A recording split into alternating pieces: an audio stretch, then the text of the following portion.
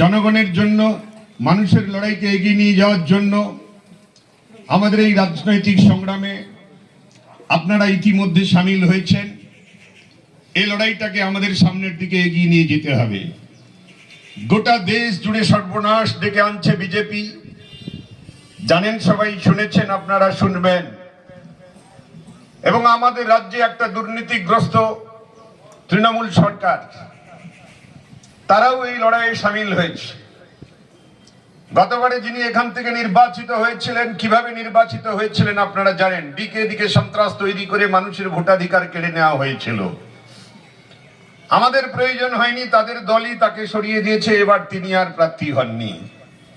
আমি তাদের সম্পর্কে বেশি কথা বলতে চাই না, কিন্তু তিনি প্রার্থী হন আর না হন, তিনি গত 5 বছরে যে প্রতিশ্রুতিগুলো মুখ্যমন্ত্রীকে বেলদাতে এনে, নারায়ণগড়ে এনে যে কথাগুলো বলে গিয়েছিলেন, সেটার কতটা করেছেন তার রিপোর্ট কার্ডটা আমরা চাই। গোটা নারায়ণগড়ে একটা ভয়াবহ পরিস্থিতি তৈরি হয়েছে। সড়ক যোগাযোগ, গ্রামে গ্রামে রাস্তাগুলো আমরা যখন এখন গ্রামে প্রচারে যাচ্ছি দেখতে পাচ্ছি ভেঙে চুরমার হয়ে গেছে। বামফ্রন্টের জমানায় যে মোড়াম রাস্তা করেছিলাম, সেখানে এক মুঠো মোড়াম তৈরি দেওয়া হয়নি। স্কুলগুলোতে শিক্ষক কমছে, শিক্ষা ব্যবস্থা ভেঙে পড়ছে, স্বাস্থ্য ব্যবস্থা ভেঙে পড়ছে।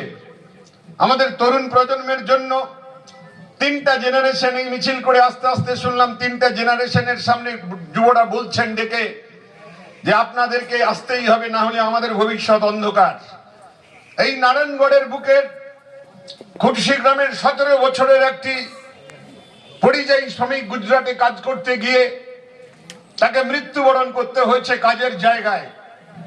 আমরা যখন খুটশিতে প্রচারে গেলাম, শুধু একটা গ্রামে প্রায় 40 থেকে 45 জন ইয়াং ছেলে তারা চলে গেছে বাইরে কাজ করবার জন্য। যার মৃত্যু হয়েছে, তার মা, তার ঠাকুমা, তারা সবাই, তার স্ত্রী এসে আমাদেরকে বলছেন, আমার কাছে দাবি কি, যে এখনো পর্যন্ত তৃণমূল বিধায়ক নাকি দীর্ঘদিন ধরে বলেছিলেন তৃণমূল নেতারা চিন্তা করবেন না, সব ব্যবস্থা হয়ে যাবে, তার ডেথ সার্টিফিকেট এনে দেব। আমরা সঙ্গে সঙ্গে গেলাম, আমাদের পার্টিটা সর্বভারতীয় পার্টি, আমি বললাম কাগজপত্র দিন। কাগজপত্র দেওয়ার পরে গতকালই গুজরাটের পার্টির রাজ্য সম্পাদককে জানিয়েছি, তিনি 7 দিনের মধ্যে সমস্ত ব্যবস্থা করবেন এবং যে সার্টিফিকেটটা আপনাদের দরকার সেই সার্টিফিকেটটা আপনারা পাবেন। এটা আমরা করতে পারবো, এটা তৃণমূল বিজেপির নেতারা কেউ করতে পারবে না। ভারতবর্ষের যে কোনো প্রান্তে আপনার যদি রক্তের প্রয়োজন হয়, কোনো কাজ করতে গেলে সেখানে গেলে আমরা সেটা করতে পারবো, রক্তের যোগান দিতে পারবো, মানুষের জন্য কাজ করব। গ্রামগঞ্জের উন্নয়ন আবার আমাদেরকে নতুন করে চালু করতে হবে, এসএসসি চালু করতে হবে, টেট চালু করতে হবে। কারণ আজকে গোটা রাজ্যের সাথে নারায়ণগড়ের উন্নয়ন, নারায়ণগড়কে নিয়ে স্বপ্ন দেখি, এই নারায়ণগড়ে জন্মেছি, নারায়ণগড়কে সাজিয়ে তুলতে চাই। মানুষ যদি সুযোগ দেন, তাহলে যে কাজগুলো এখনো করা হয়নি সেই কাজগুলো আমাদের করতে হবে।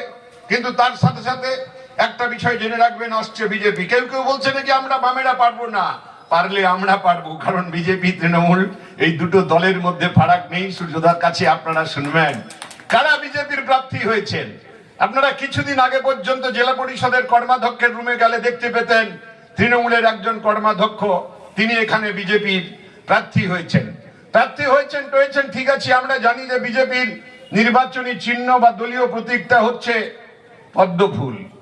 কিন্তু গতকাল রাত্রে ঘুমোতে যাওয়ার আগে টিভিতে দেখলাম যে বিজেপির জেলা কার্যালয়ে কতগুলো কলা গাছ পোতা হয়েছে। কলা গাছ পোতা কেন? পুজো টুজো অনুষ্ঠান বাড়ি হলে তো কলা গাছ পোতা হয়। তারপরে দেখি কিছু বিজেপির নেতা, কর্মী, সমর্থক এবং প্রার্থীর দাবিদার তারা স্লোগান দিচ্ছে কলা গাছ চিহ্নে ভোট দিন। আমি এটা আবার কবে থেকে হলো? আজকে নারায়ণগড় বাজারে বিজেপির প্রচার হচ্ছে। আমি জানি না কলা গাছ চিহ্নে ভোট দেওয়া না পদ্ম ফুল চিহ্নে ভোট দেওয়ার জন্য প্রচার হচ্ছে, এটা বুঝতে পারছি না। কিন্তু আমাদের তৈরি হতে হবে যে গোটা রাজ্যের মানুষ আজকে ফুঁসছে এই দুর্নীতিগ্রস্ত তৃণমূলকে তাড়ানোর জন্য এবং বিজেপিকে রুখে দেওয়ার জন্য। বিজেপি তৃণমূল দুটো দলই গোটা দেশ এবং রাজ্যের সর্বনাশ করছে এবং তৃণমূল থেকে কিছু খেলোয়াড় নিয়ে বিজেপিতে খেলানো হচ্ছে আর বিজেপির কিছু লোকজনকে নিয়ে তৃণমূলে খেলানো হচ্ছে। তো আমাদের তৈরি হতে হবে। গ্রামগঞ্জেই নারায়ণগড় একটা ঐতিহ্য, হেমচন্দ্র কানুনগের স্মৃতি বিজড়িত, স্বাধীনতা সংগ্রামের স্মৃতি বিজড়িত, গণতান্ত্রিক আন্দোলন, বাবুরাম সিং ক্ষেত মজুর আন্দোলন করে যে শহীদের মৃত্যুবরণ করেছে, সেই লড়াই সংগ্রামের মাটিতে তৃণমূল বিজেপিকে পরাস্ত করে আমাদের বামফ্রন্টকে জয়ী করতে হবে, বামপন্থী প্রার্থীকে জয়ী করতে হবে, সিপিআইএমকে জয়ী করতে হবে এবং গোটা নারায়ণগড় ব্লকের উন্নয়নের স্বার্থে আমাদেরকে সে দায়িত্ব পালন করতে হবে। আমার দৃঢ় বিশ্বাস গ্রামে গঞ্জে যেভাবে সমস্ত আমার লাল ঝান্ডার বন্ধুরা নেমে পড়েছেন, আরো বেশি করে পাখির চোখ একটা মাস আমরা যদি দাঁতে দাঁত চেপে লড়াই করি, তাহলে মনে করবেন ওই তৃণমূল বিজেপি আর তারা ঠাঁই পাবে না, আবার লাল ঝান্ডার জয় হবে, বামফ্রন্টের জয় হবে। সে জয় আমরা সুনিশ্চিত করতে হবে। এই দায়িত্ব আমাদের সবার, আমরা সবাই সেই দায়িত্ব পালন করতে পারবো। কি জয় হবে?